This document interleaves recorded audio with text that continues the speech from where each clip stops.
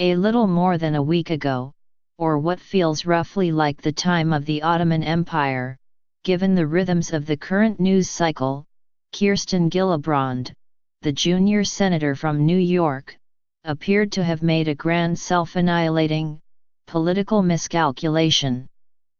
On December 6, 3 days after a fundraiser held for her on the Upper West Side, she called for Al Franken's resignation from the Senate in a long Facebook post. In it she distinguished the allegations of sexual impropriety against him. Several women had come forth saying that Mr. Franken kissed or touched them without permission, often during the process of having their pictures taken with him, from the criminal accusations that have besieged Harvey Weinstein, Roy Moore, and Donald Trump. But at the same time she argued that making these distinctions is pointless. We owe it to our children to offer clarity, she wrote, to be spared explaining the gradations between sexual assault, sexual harassment, and unwelcome groping.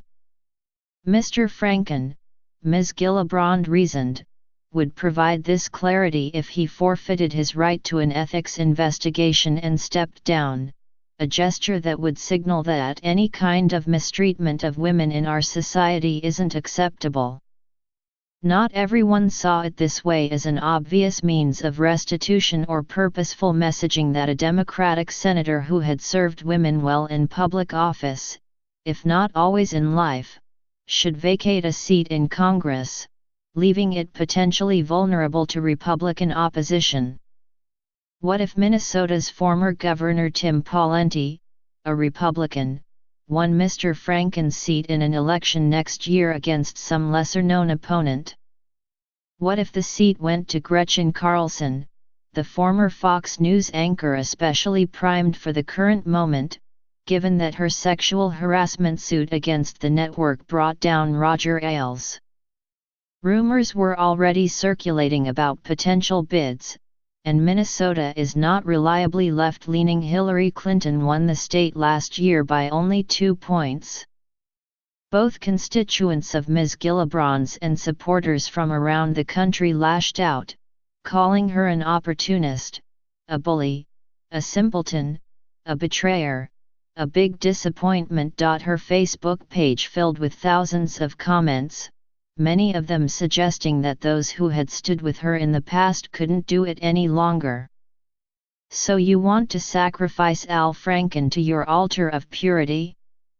I am thoroughly disgusted, wrote one woman. I was an adamant supporter of yours until today, wrote a New Yorker, but turned a corner and will vote for any Democrat who runs against you. Ms. Gillibrand had begun the year as a celebrated antagonist of the Trump agenda, early on delivering an impassioned speech at a rally in Lower Manhattan challenging the president's executive order limiting immigration to the United States, and voting more consistently against his cabinet picks than most of her colleagues in the Senate. Although she entered the Senate as a centrist, she had been tacking increasingly to the left throughout her tenure, turning on the gun lobby most notably and serving as a co-sponsor of the DREAM Act. Young women mobilized by Ms. Clinton's candidacy started falling for Ms. Gillibrand, who already seemed to be running an entirely unofficial but potentially very successful campaign for the 2020 presidency. Whatever setbacks that agenda might have received over Mr. Franken's eventual resignation were quickly obscured this week when Ms. Gillibrand called for Congress to investigate the multiple allegations of sexual assault against the president. Taking the bait that was bound to resurrect her as a liberal hero, Mr. Trump defaulted to incendiary commentary on Twitter, calling Ms. Gillibrand a lightweight and a flunky, and saying that she would do anything for contributions. The sexist innuendo enraged editorial writers around the country, spurring USA Today to proclaim that a president who would all but call Sen. Kirsten Gillibrand a whore is not fit to clean the toilets in the Barack Obama Presidential Library. Ms. Gillibrand fought back on television, in interviews, and on social media in the name of victims, in the name of women's voices. What she proved is the strength of her political instincts, and what she provided is a forecast of how she would fight in a race against the president. Had Roy Moore, with his own history, won the Alabama Senate race this week, Ms. Gillibrand might have had a harder time climbing back so quickly, but as it stands, a woman, Minnesota's well-liked Lieutenant Governor, Tina Smith, was named to replace Mr. Franken until his seat comes up for re-election.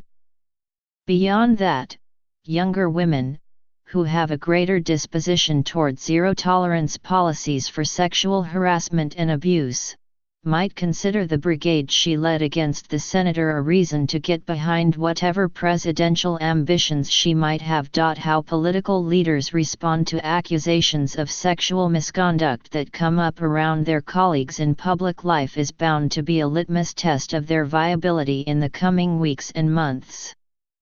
Ms. Gillibrand, despite the perception that she has exploited the issues of sexual harassment and abuse to her own advantage, has the moral authority to take on these subjects, given how much she has fought for the rights of assault victims in the military and on campuses. As she ascends, she might use that authority to push for due process, to ensure that those accused are not summarily expunged from civic life without proper review. Zero tolerance shouldn't mean zero chance of a fair hearing or no possibility of redemption.